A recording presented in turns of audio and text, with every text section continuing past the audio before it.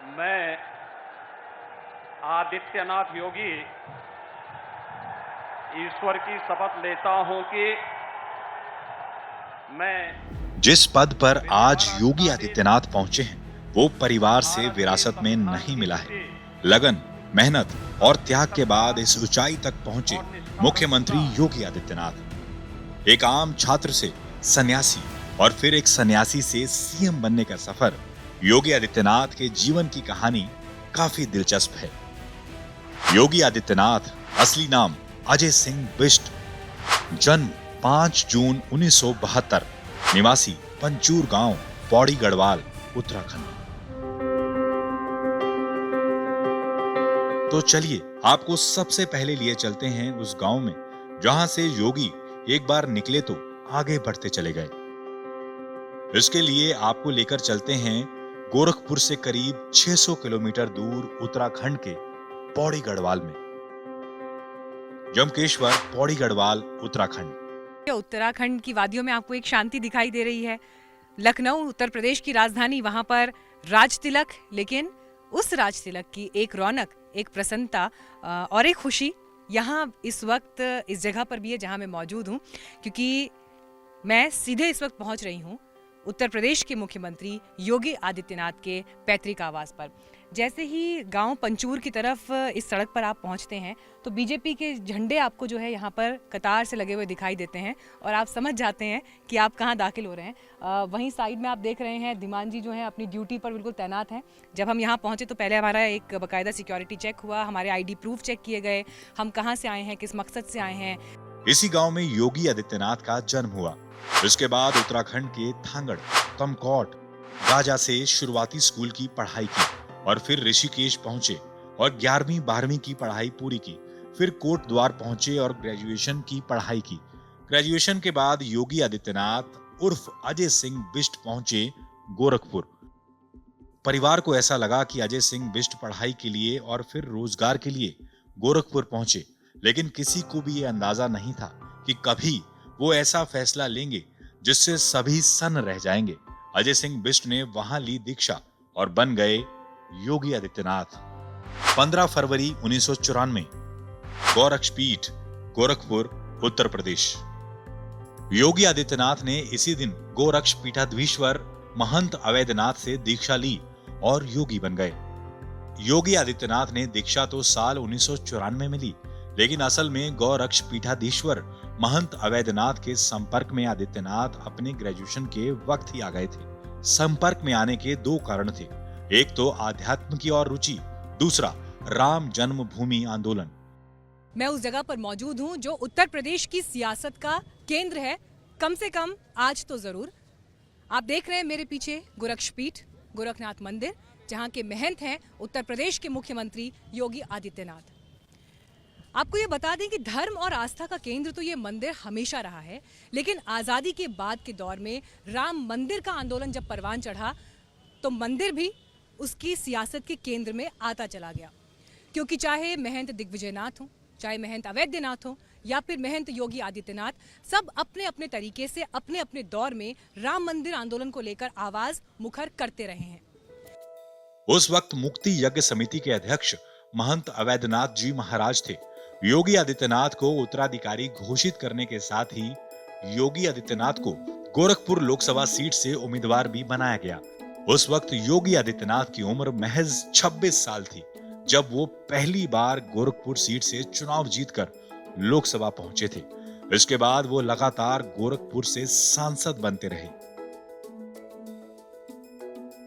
साल 1998 से साल 1999, साल 1999 से साल 2004, साल 2004 से साल 2009, साल 2009 से साल 2014, साल 2014 से साल 2017। 2017 में सीएम बने और फिर दोबारा 2022 में मुख्यमंत्री पद की शपथ ली। घर के लाल का देश के सबसे बड़े सूबे का मुख्यमंत्री बनना परिवार के लिए गर्व की बात है। परिवार के सदस्य खुश हैं, साथ ही थोड़े भावुक भी हो जाते हैं जब वो पुराने पलों को याद करते हैं।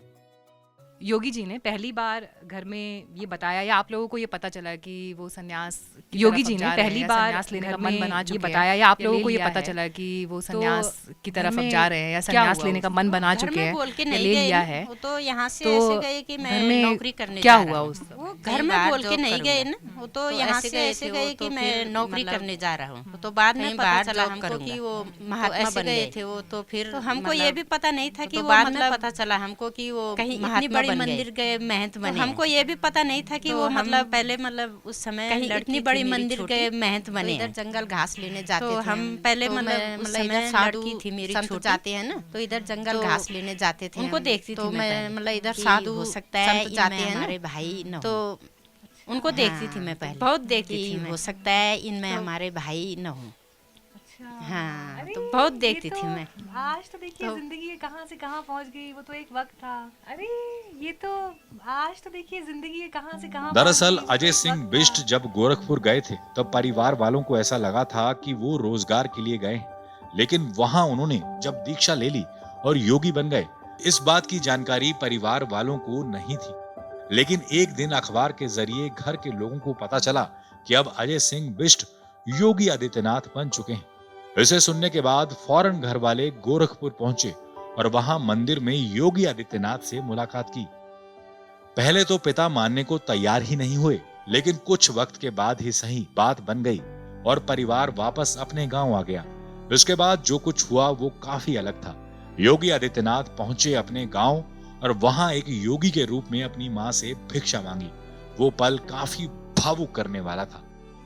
योगी बनने के बाद से परिवार वालों से मुलाकातें काफी कम हो गई और घर के सदस्यों की आंखें उन्हें तलाशती रही। 2017 के बाद से उनका घर यहाँ पे नहीं आए हैं वो, तो जनरली है मुलाकात नहीं हो पाई वो।